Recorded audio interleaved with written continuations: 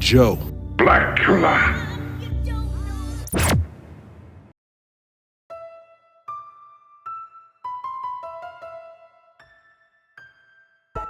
All right, here we go. So it's my honor and privilege. We got a special guest in the building. Stand up, Dr. Wesley. Joining me in the studio today, That's right. Dr. Wesley Muhammad. Brother Wesley Muhammad. Dr. Wesley, how are you today? Good morning, Brother sir. Wesley Good morning, Muhammad. Black God. What is your official title? Tell them who you are. Student minister, Brother Dr. Wesley Muhammad in the Nation of Islam.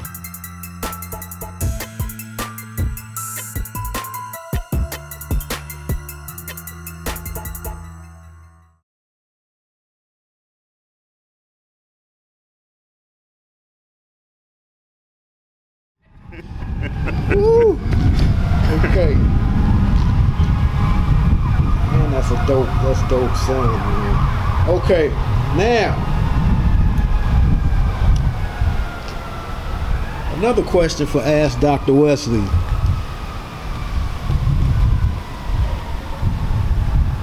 Would you consider all of this as a war of sorts, as far as everything that we've been talking about so far? It absolutely is a war.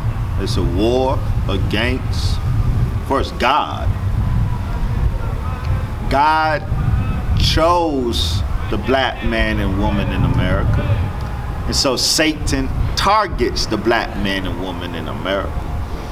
We are, quite frankly, caught in the war between God and Satan. But we are not to be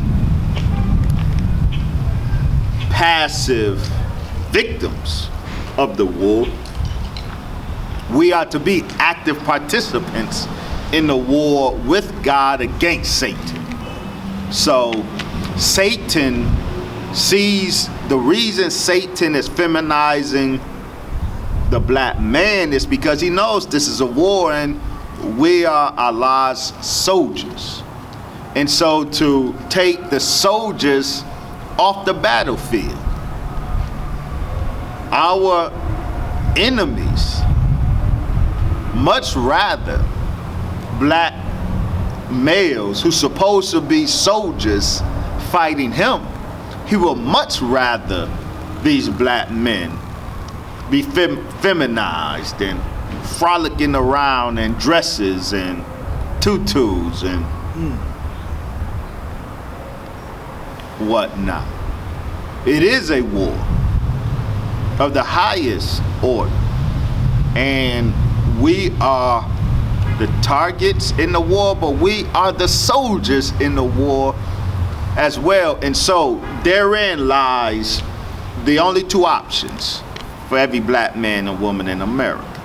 We will either be soldiers with Allah in this war, or we will be targets of Satan in this war. There is no middle ground for us, and as the Game of Thrones taught us, there is no middle ground in the Game of Thrones, and this is a Game of Thrones between God and Satan. There is no middle ground. You either win or you die. Yeah, that's real.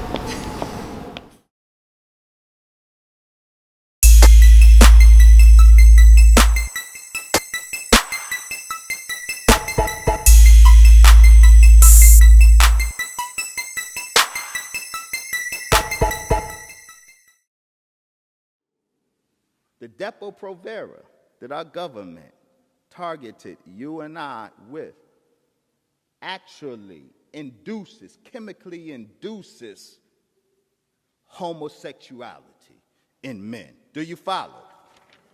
Now, going on, and this will be a difficult part of our discussion.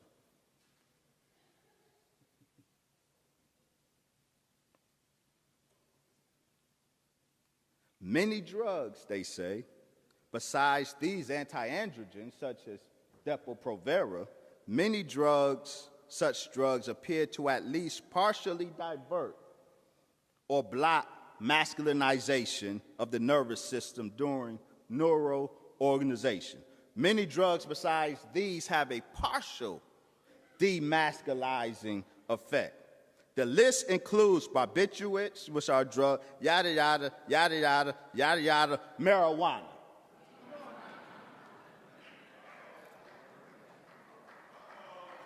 Uh-oh. Your weed family is subtly, partially feminizing you. We have documented. See how quiet it is? See how quiet it is? What? You want to get up and walk out on me like the LGBT walked out on the Honorable Minister Louis Farrakhan in Long Beach? That's what you want to do? Okay.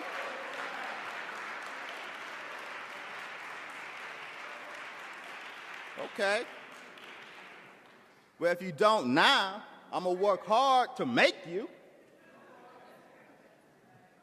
We have documented that the enhanced weed, now look, in this confession, marijuana is identified by the conspirators as an anti-androgen drug that assaults, that blocks the development of masculinity. We have documented that the weed that hit the streets in the late 60s came through CIA laboratories and passed first through the hands of CIA assets before you were ever able to light it up yourself. We have also documented that not only does this now popular government-touched weed with its increased THC content, not only does it diminish executive cognitive function, yeah, bruh, you pretty functional when you lift it. That is true. You can go to work, and if the job ain't too complex, you can do a reasonably good job at it. We don't mess with nigga stuff. Weed, the THC, diminishes what they call executive cognitive function, that higher level thinking, that black God thinking.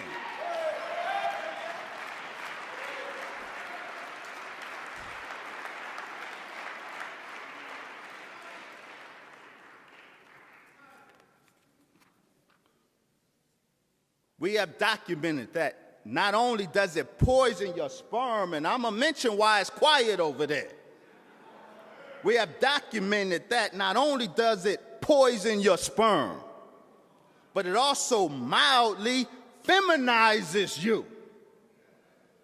We're going to look at some of the manifestations of the mild feminization, but we also documented that since 1975, the U.S. government has made imported and domestically grown marijuana effectively an ethnic weapon against black people by contaminating much, if not most, if not all, of weed plants with a dangerous pesticide called paraquat.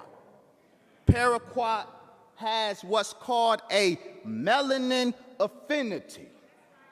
That means the toxic chemical binds to melanated tissue, and it attaches and stays in melanated bodies for life, releasing poisons into the body.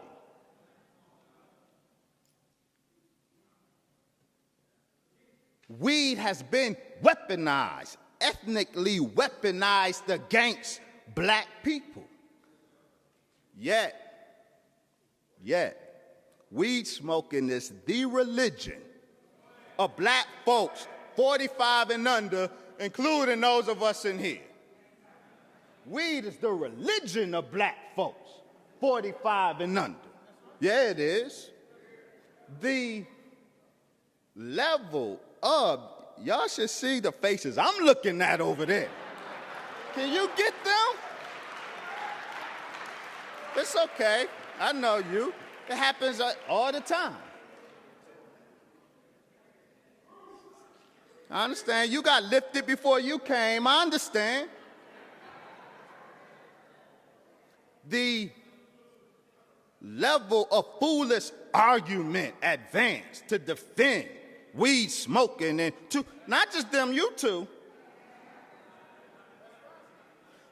The dogmatic clinging to it, the foolish rationalizations of it. Weed smoking has become a religion in the hood, in the black community. And bruh, you got your weed religion from the same person you got Christianity from.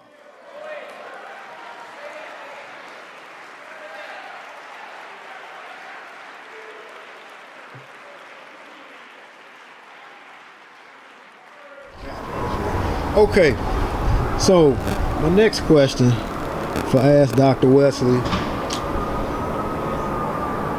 Now, for the people that have never heard your theory on the weaponization of marijuana, once again, or for the ones that have gotten the wrong info as far as weed making you gay. So right here, I'm gonna cut to that Instagram where we did about almost 2 years ago, where you talk about Boston. Who only hear weed is making me gay, who only stop right there and don't listen to the body of knowledge that you give to support your claims.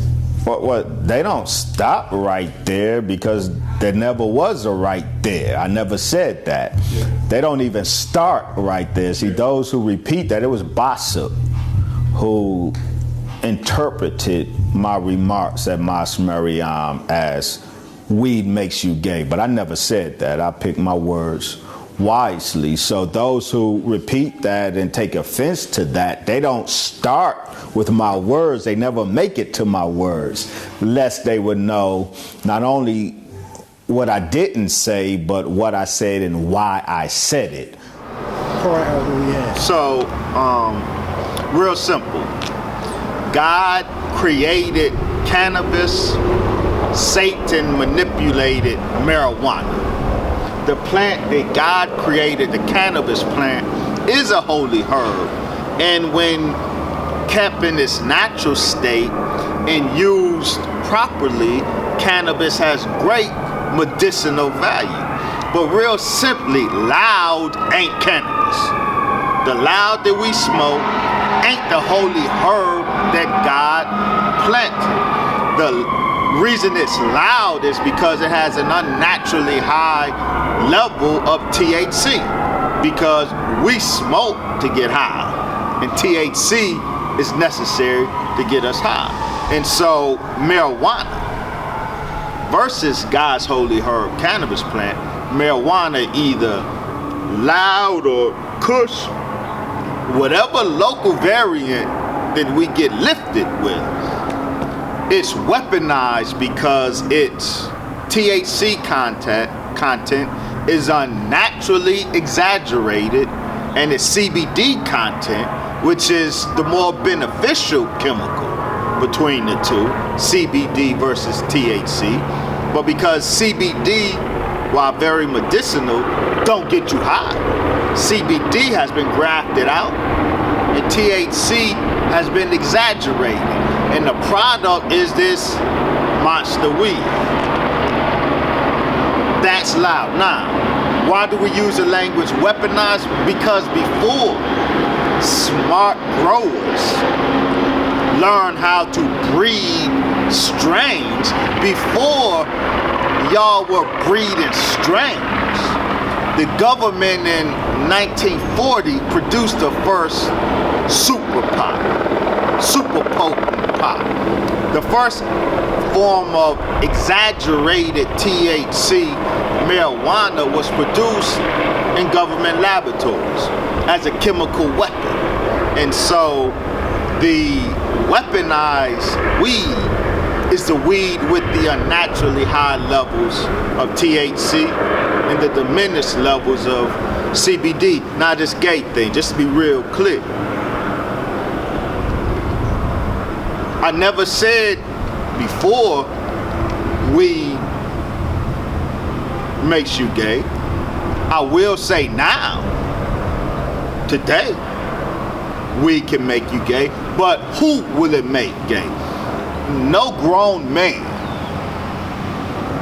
already past his puberty is likely going to turn gay, have homosexual inclinations by smoking this weed. It will have feminizing effects, but all feminizations ain't sexual feminizations. That's a point we got to get. There's sexual feminizations and there's non-sexual feminizations. And so my initial point when I said this weaponized weed feminizes the black man, I was speaking of non-sexual feminizations. A signature of which, for example, is a high emotionality. These dudes are super emotional today for reasons directly related to the physiological effects of that weed. So that's non-sexual. That's what I was speaking of. However, while a grown man will not fall victim all of a sudden to homosexual desires because he smokes weed, he's not going to fall victim because the center of his attraction, his hypothalamus, is already formed. However, there's a new movement to get pregnant women to smoke weed in order to minimize morning sickness. What? And the main pregnant tokers are young, pregnant black girls who are smoking weed while pregnant.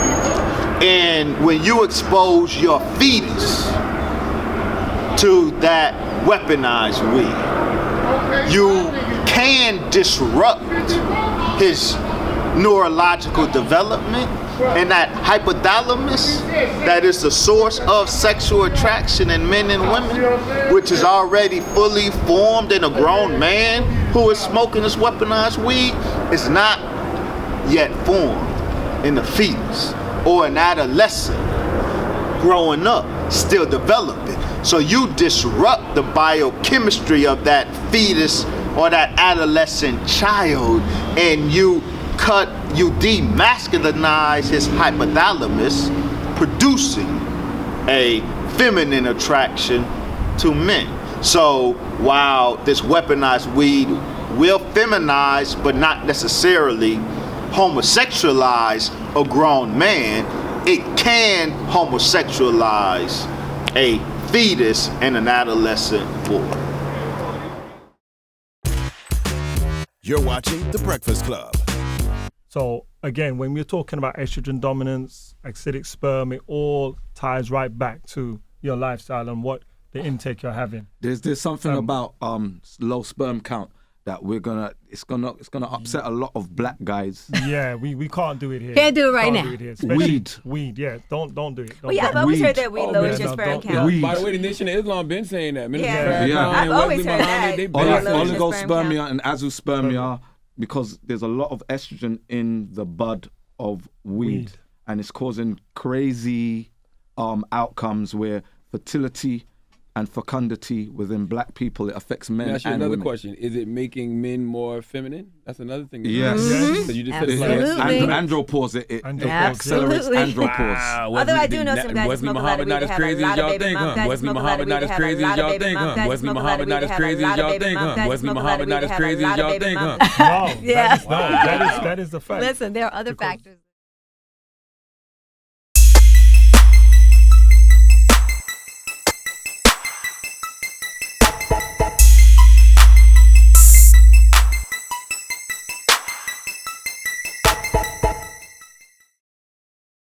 Black men in particular, but both black men and black women are in a fertility crisis. Black men have the highest levels of infertility today than any other population. And a main cause of infertility is the highly processed food from fast food restaurants. Black people are the main consumers of fast food, which is ironic because the Big Mac was not made for us. Fast food targeted traveling wealthy white people. Fast food industry was actually forced upon us with government grants. And so this highly processed food that is also contaminated with these gender bender chemicals is part of the reason why black people are suffering this fertility crisis, because it caused, for example, black men's sperm count to plummet. So black men have plummeting sperm counts because of the food we eat, largely the fast food that we eat.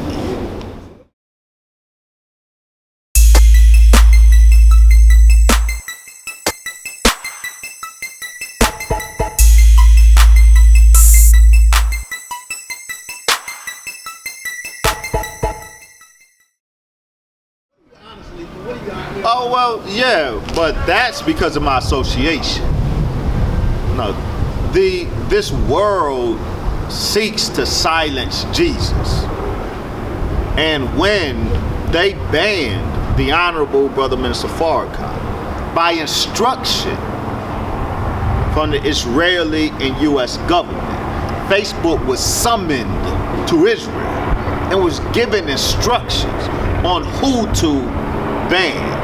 And the Honorable Mr. Louis Farrakhan topped that list. Now, when they banned Farrakhan, they said specifically that also liable for censorship were those who promoted Farrakhan and those who represented Farrakhan. So every single minister or representative of the Honorable Ms. Louis Farrakhan is liable for censorship from social media. And so I know that they're harassing me isn't because I'm so smart and threatening. They're harassing me, they're harassing Brother Jesse and all of those who are going hard and representing the Honorable Brother Minister Farrakhan, because the aim is to silence Jesus. I'm not Jesus. I'm representing that Jesus, the Honorable Brother Minister Farrakhan, whose voice they are determined to silence, but they won't succeed.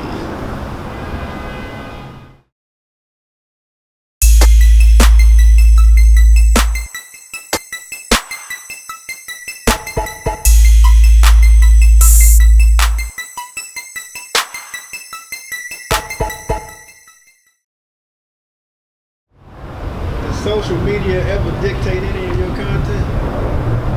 No. I mean, so folks are advising me that I need to maybe not be so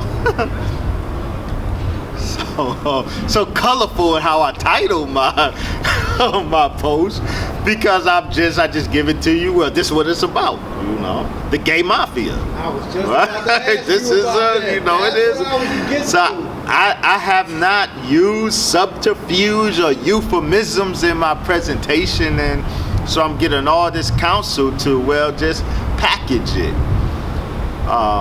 more euphemistically, and maybe I will heed such counsel, but as of now, no.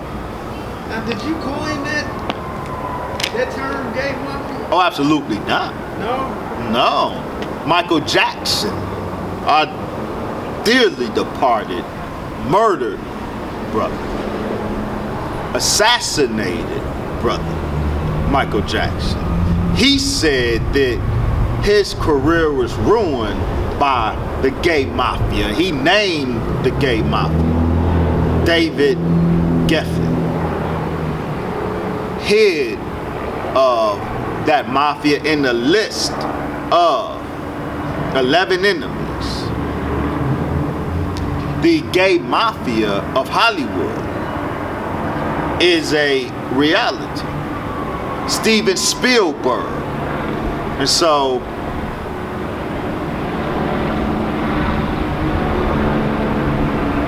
I was going to say something that the Honorable Mr. Louis Farrakhan shared, but I don't know that I can, so we're going to cut that. Michael Jackson identified David Geffen and Steven Spielberg as leaders of the gay mafia. Remember when John Travolta, in I believe it was 2014, was sued by a male masseuse. Was that the word, or masseuse? A male masseuse sued John Travolta, claiming that, and signed an affidavit, and it went to court, claiming that John Travolta sexually harassed him, tried to force him to engage in certain sexual activities with him. Now, ultimately the case was thrown out, but what's important is the dialogue that this male masseuse recounted in the court records. The male masseuse said that John Travolta said to him, in trying to persuade him to engage in these sexual acts, said, "You should do it because that's how it's done here in Hollywood." He said, "Jewish homosexual men run Hollywood and expect sexual favors from anyone who would be successful in Hollywood. Jewish homosexual men run Hollywood." So, no, the gay mafia of Hollywood is the same gay mafia of the music industry, in particular hip hop. So the same David Geffen that Michael Jackson identified as leader of the gay mafia, our brother, Mos Def, now Yasin Bey, in a powerful 190-second song, he exposed what he called the quasi-homosexuals of hip-hop. But that 90-minute song, after being first released on his album, if you went to purchase that Mos Def album about 2 weeks after its release, the album you purchased didn't have that song on it calling out the quasi-homosexuals. Why? Because that album was released on Geffen Records, owned by David Geffen. And David Geffen admitted to pulling that song off the album and re-releasing it. The gay mafia that runs Hollywood runs the music industry and runs hip hop.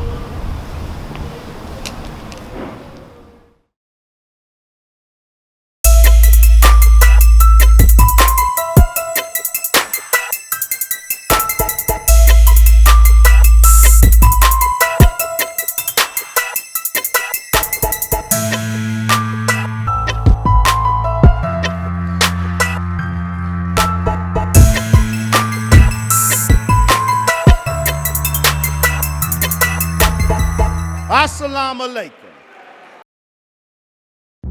Joe. Blacula.